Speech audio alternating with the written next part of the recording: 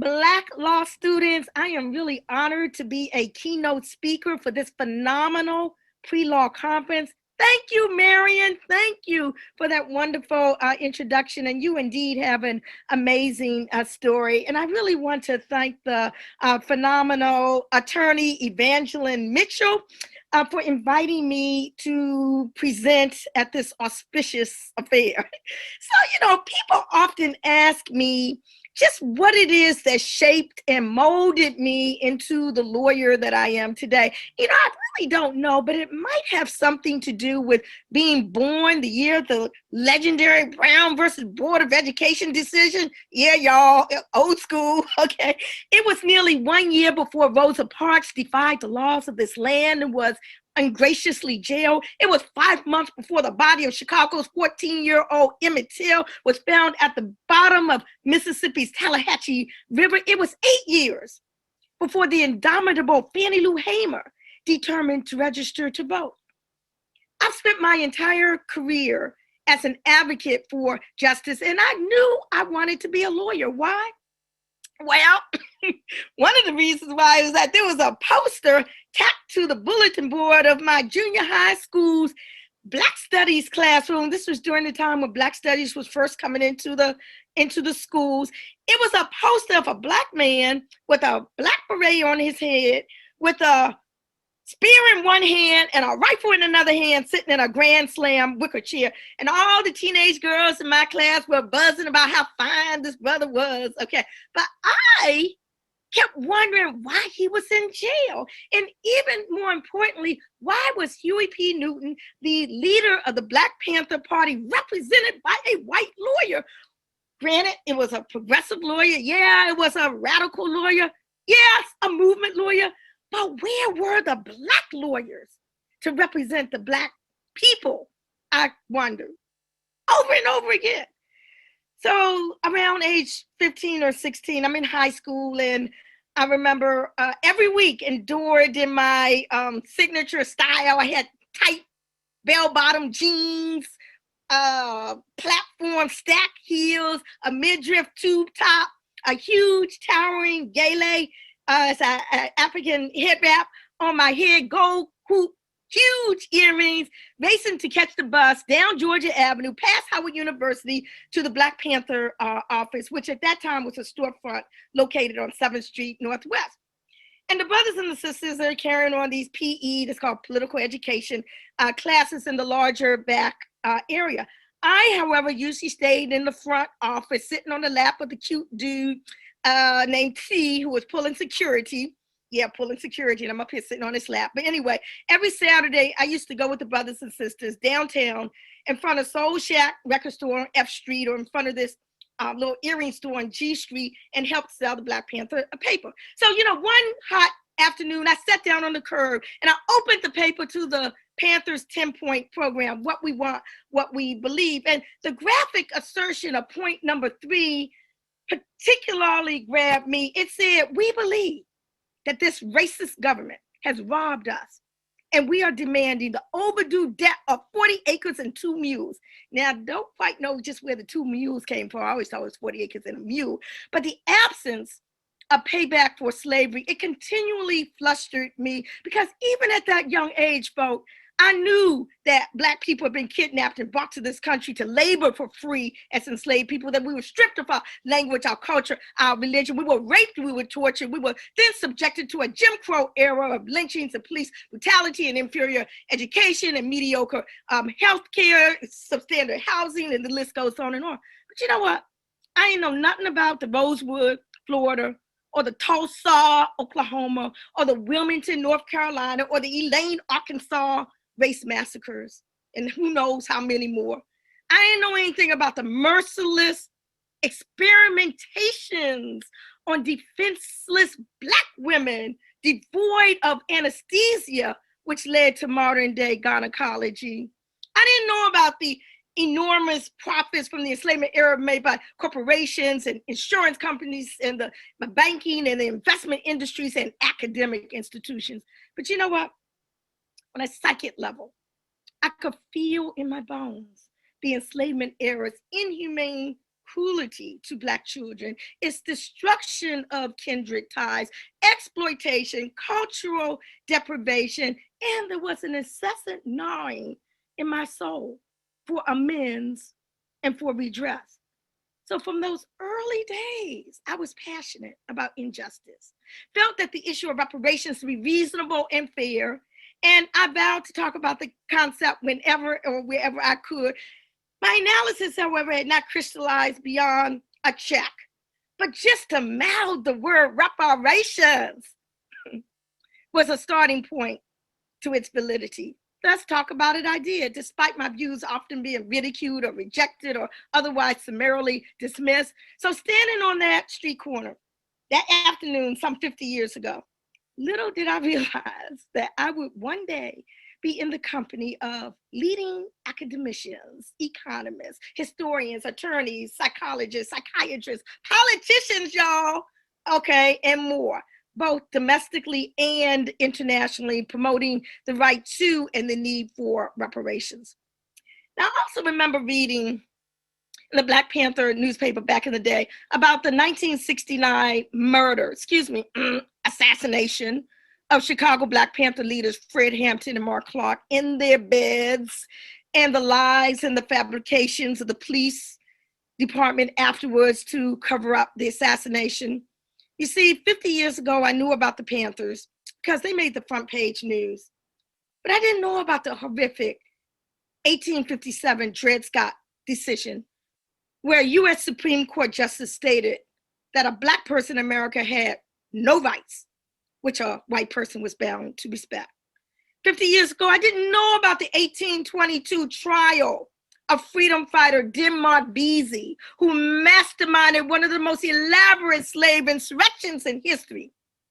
I didn't know about the case, libelants and claimants of the schooner Amistad, where in 1841, international law was applied in a domestic court in the United States and served as a springboard to release kidnapped Africans. I knew nothing of the trumped up court trial of the Honorable Marcus Garvey or the inflammatory case of the Scottsboro Boys.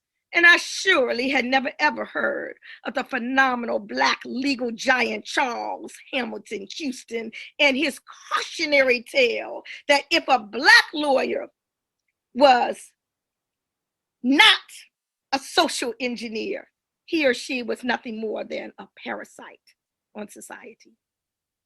But in high school and college, I did study about and I learned and I lived through the cases of Ben Chavis and the Wilmington 10, who were framed for a bombing of a grocery store in North Carolina.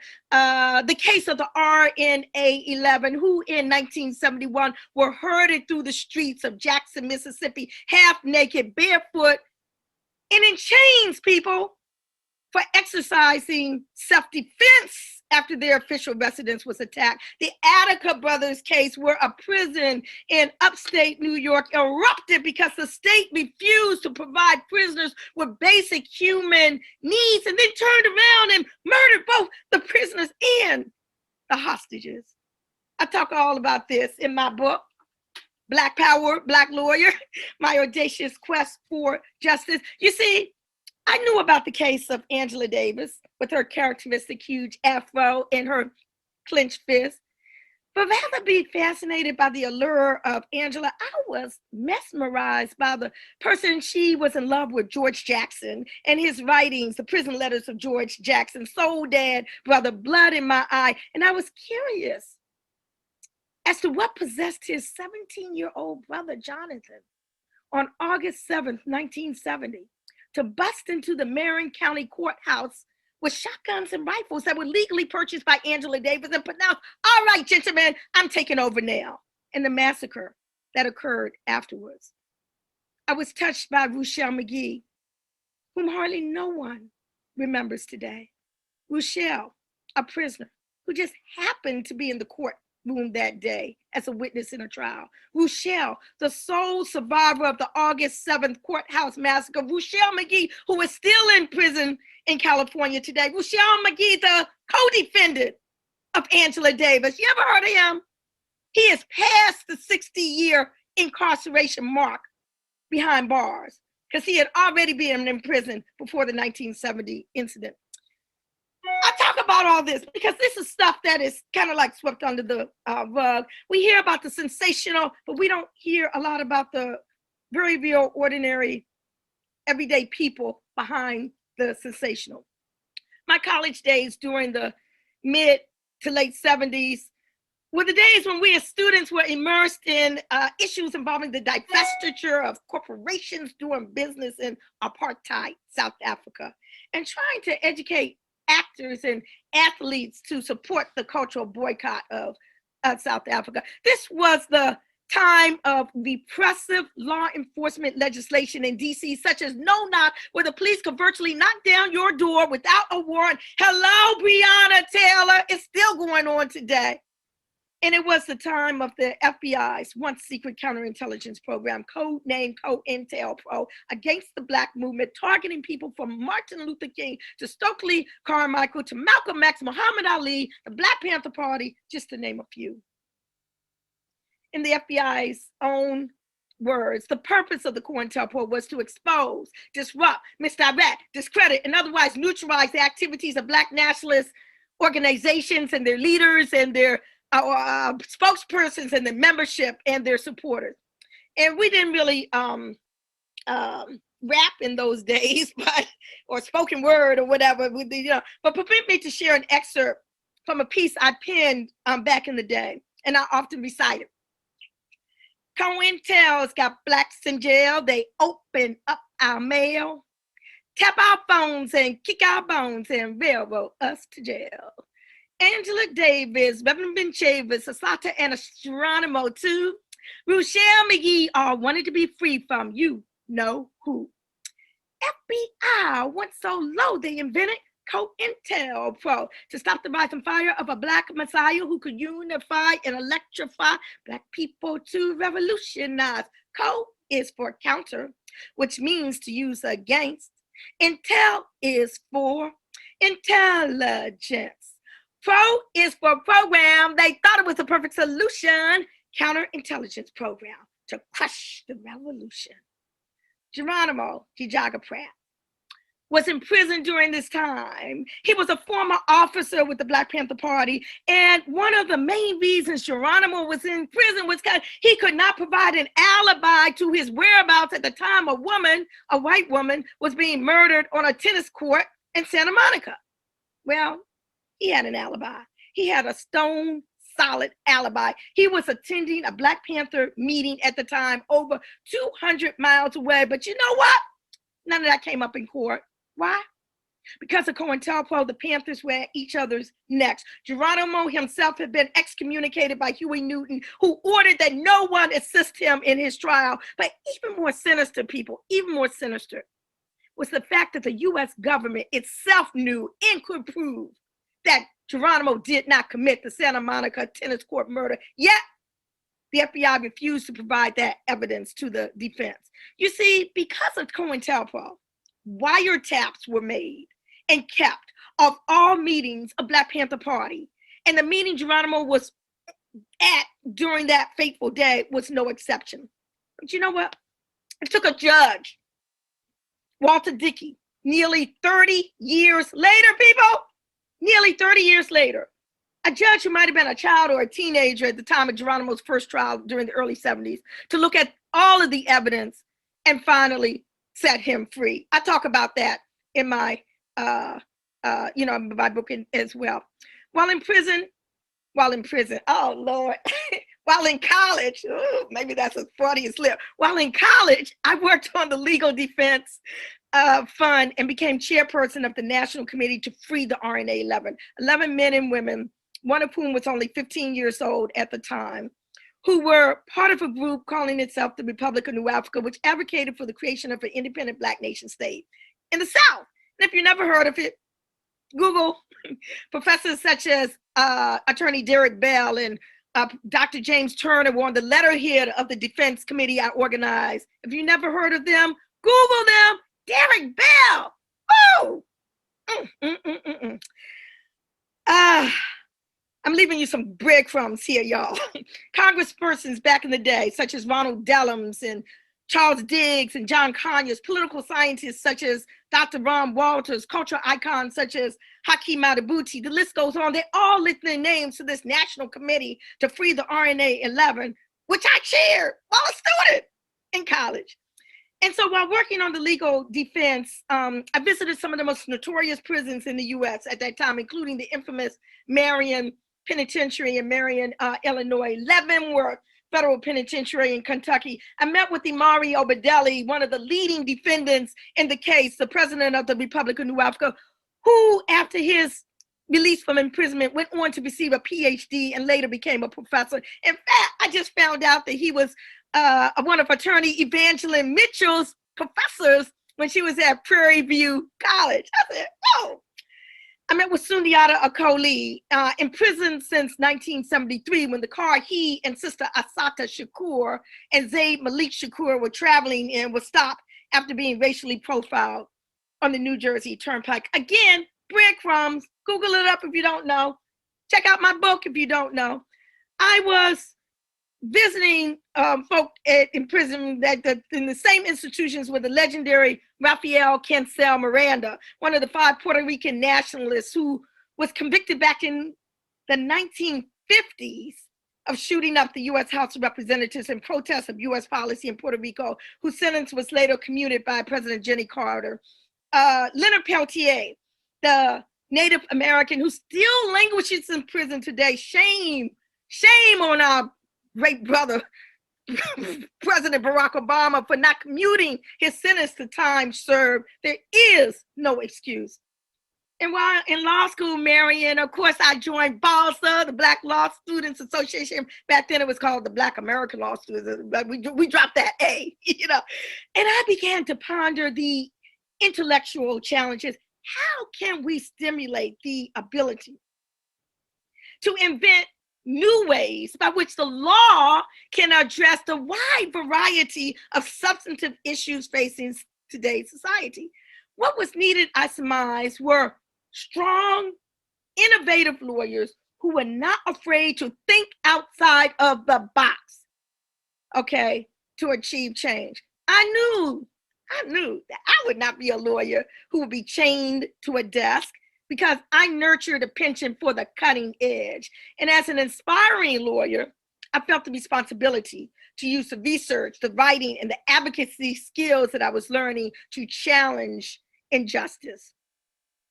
In the course of confronting injustice, I've been arrested 3 times, okay? The first in front of the South African Embassy in protest of continuing apartheid. The second in front of the Longworth House Office building, congressional building in support of statehood for the District of Columbia. The third in Lafayette Square across from the White House, when now it's called Black Lives Matter Plaza, okay?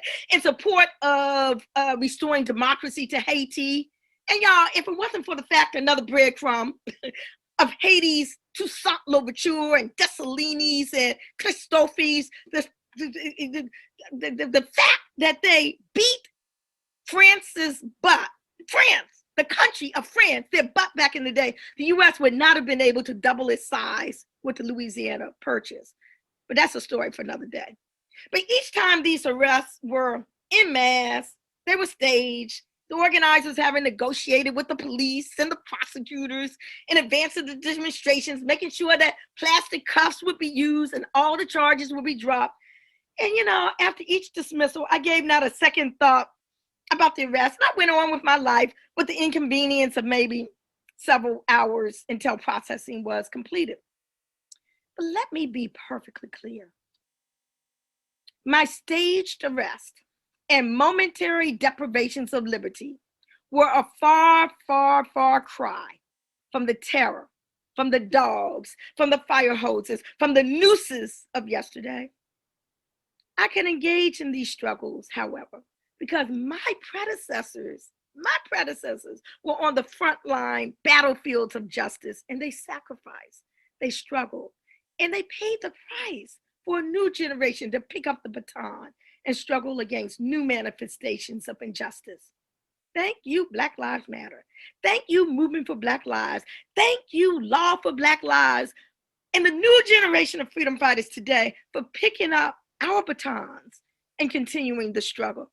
And I thank the legendary Congressman John Lewis for letting the streets meet the sweets in his orchestration of a historic sit-in of Congress protesting Trump's policies. I've done a whole lot over the years as part of what we call the movement. And I often wonder what my niche in the law would be. Would it be education and youth? Would it be employment discrimination? Would it be police brutality? What about academia? It ended up being a little bit of all of those with a specific emphasis on criminal justice. For decades, trust me, a thankless, unpopular, and totally misunderstood era. And as a staff attorney for the American Civil Liberties Union's National Prison Project during the mid-'80s, that was actually my first job out of law school, I often cited in my conditions of confinement briefs Chief Judge Warren's notable 1957 quote in the case of Trump versus Dulles.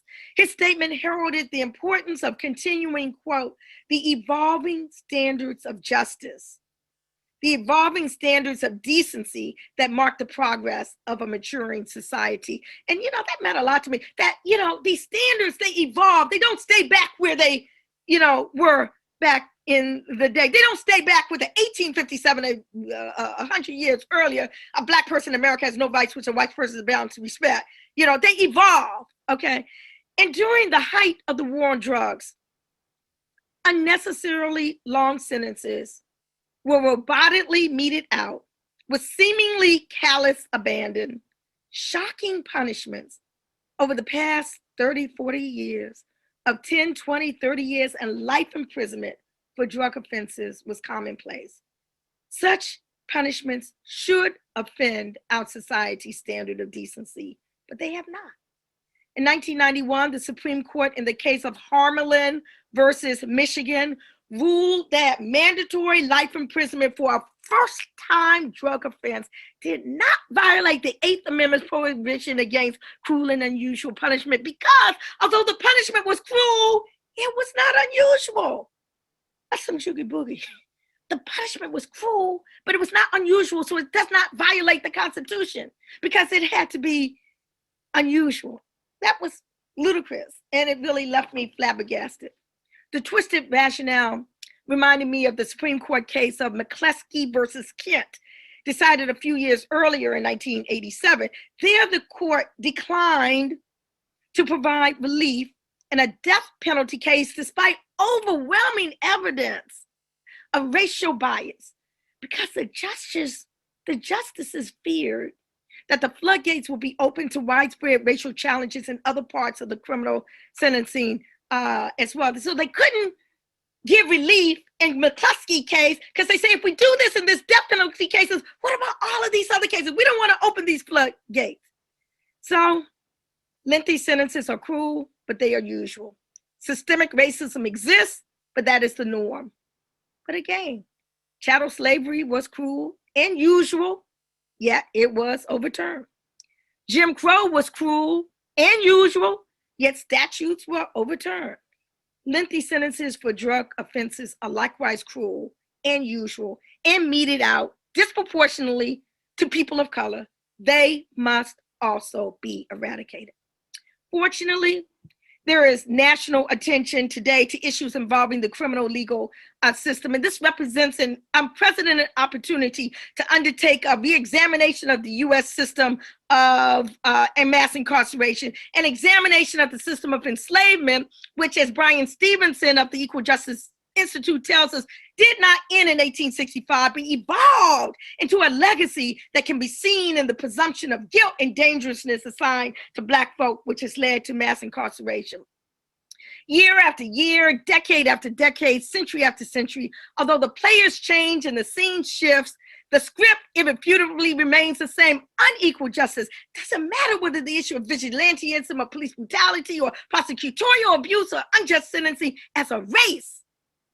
We as Black people have been subjected to a double standard of justice. The names and the groups and the events spanning the decades are Legion, Eleanor Bumpers, Michael Stewart, Amadou Diallo, Abner Louima, Johnny Gamma, Troy Davis, Oscar Grant, Trayvon Martin, Michael Brown, Eric Garner, Ayanna Jones, Freddie Gray, Nakia Boyd, Sandra Bland, George Floyd, Breonna Taylor, Albert Arbery. The damn list is endless. Ms. Pearl thought that what was happening with the police was justice, where in actuality, it was just us. So over a quarter of a century ago, when the 1994 crime bill passed, that was the crime bill that I was walking the halls of Congress 9 months pregnant, fighting against trying to 13-year-olds as adults, the elimination of Pell educational grants for prisoners, the evisceration of the exclusionary rule, the gutting of habeas corpus, the trying to 13-year-olds as adults, the refusal to address the crack powder disparity, and more money to states to build more and more prisons, to lock up more and more people. Woo! So during that time, just after that bill passed, a news item happened to catch my eye. And it stated that a prominent securities analyst in Virginia, he spent a weekend combing through every detail of that federal crime bill and watching the debate in C-SPAN. And he came up then with a list of theme stocks for the 90s. And his highest recommendation went to a company called the Corrections Corporation of America, CCA. At that time, the nation's most successful operator of private prisons. And he said the crime bill was very favorable to us. Why? Because it smacked me in the face that we have a situation where the deprivation of liberty is powered in large part by the profit motive. We have a situation wherein there are economic interests in keeping sentences harsh and long so that prison populations continue to score. And the scary thing about all this is we have a situation wherein the prison business industry may seek to maintain high occupancy rates, even in the absence of demonstrated need. So it's past time that we confront these disastrous policies of the past half century. Today, there are over 2 million people behind bars, and the crisis today is unprecedented, with nearly 200,000 prisoners nationwide having contracted the coronavirus, with only over 1,300 deaths, 37,000 correctional officers testing positive, 78 of them have died. You cannot socially distance in prison. Hand sanitizer is considered contraband because of its alcohol content. Only massive reduction in this over-incarcerated population can stem the side. Let me just say, this country's mammoth experimentation in mass incarceration has been an abysmal failure, producing conditions of life calculated to bring about the destruction of a race. Kudos to Michelle Alexander for popularizing the analogy of today's system of mass incarceration with earlier systems of social control, such as Jim Crow. Yes, we are talking about the institutionalization of second-class citizenship once one is released from prison. Yes, we are talking about disparate treatment and profiling, arrest, and sentencing. But you know what? We may also be talking about the extermination of generations as well. Although enlightening, we must not get too comfortable with Alexander's Jim Crow analogy to mass incarceration, because guess what? It may be too limiting. I say that we must push the envelope even further to illuminate the severity of the problems confronting Black communities. You see, I coined the arguably contentious phrase institutionalized genocide as a framework through which to analyze the evolving jurisprudence of international human rights doctrine to selected conditions impacting Black people in the United States. Institutionalized genocide. The terminology is neither radical ranting or rank rhetoric. Rather, it methodically uses the international and U.S. adopted definition of genocide as a lens to scrutinize today's criminal punishment system and its impact on Black communities. You see, this is why being a lawyer as a Black person is so very pertinent. With the American Constitution Society, I published my article several years ago where I explained my concept, racism in the criminal justice system, institutionalized genocide, if I had not been credentialed as a lawyer. I'm going to just skip some of this, but Google it up. American Constitution Society, Nkechi Taifa, institutionalized genocide is there somewhere. But we're today witnessing the dawning of a new day, a new era, and we all are a part of this. Mariam mentioned the Justice Roundtable that I convened. It's all a part of this. The preface to my book, Black Power, Black Lawyer, begins with a heartwarming question for my then 4-year-old daughter. Mommy, did you get Rosa Parks out of jail? And I say, no, baby, I was just 1 year old when Rosa Parks went to jail.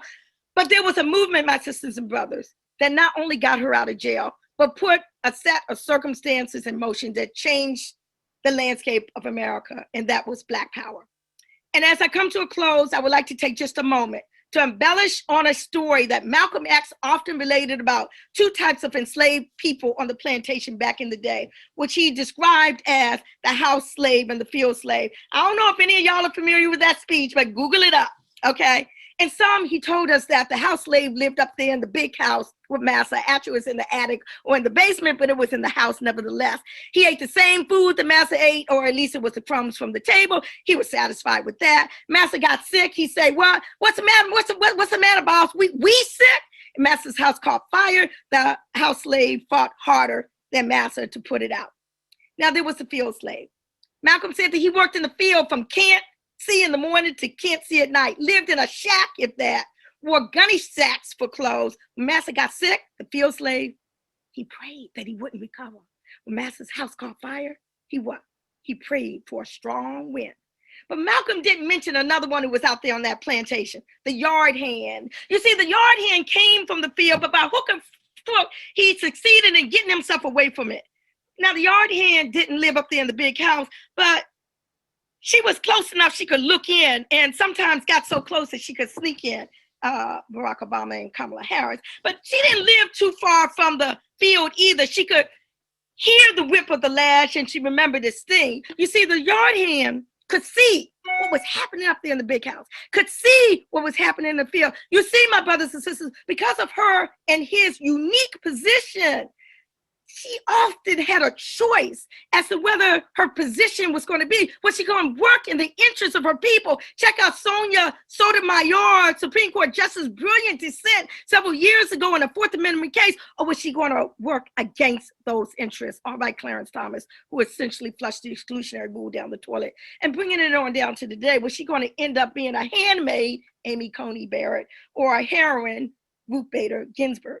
So law students, prospective law students, the choice the yard hand had yesterday is the exact same choice that you as future lawyers have today. You have the choice to work against your best interest, or you have the choice to actively promote justice. And this choice is present, whether your practice takes you to the apex of the most lucrative law firm in the country or to the most modest legal service provider organization. No matter where your career path takes you, you have the responsibility to put the research, the writing, the advocacy skills that you're learning in Evangeline Mitchell's Black Pre-Law Conference to struggle against injustice in society and reach back into the community to assist those who never made it out of the field. I would love for you to go into public interest law, but I would also love for you to be a judge. I would love for you to be a prosecutor. Oh yeah. I would love for you to be a legislator. I would love for you to be a partner in a huge law firm. Why? Because you might be that judge to finally set Sundiata Acoli free, or Mumia Abu-Jamal, or Ruchell McGee. You might be that prosecutor who uses her discretion wisely. You might be that legislator to abolish mandatory minimum sentences. You might be that governor to grant clemency to Assata Shakur. You might be that law firm partner who finances the posting of bail for any Black Lives Matter protesters to get out of jail. Black Pre-Law Conference, I'm closing now.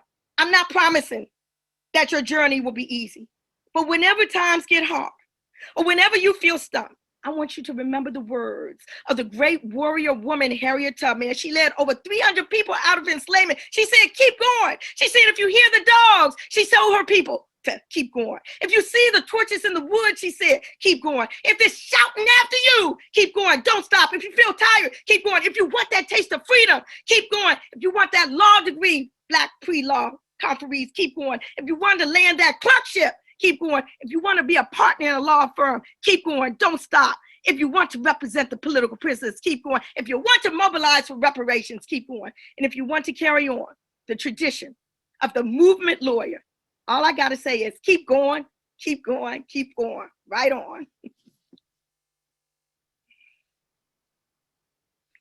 Wow, that was amazing. Thank you, thank you so much. I think we might be just a bit over time. If y'all have any questions, first of all, there were a lot of links posted about a lot of the resources that Nikichi spoke about today, including her book and her article. So please take a look at that.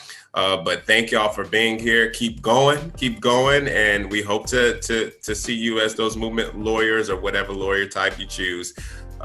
Thank you again, Nikichi. Thank you to the conference. We appreciate being here. Thank you very much.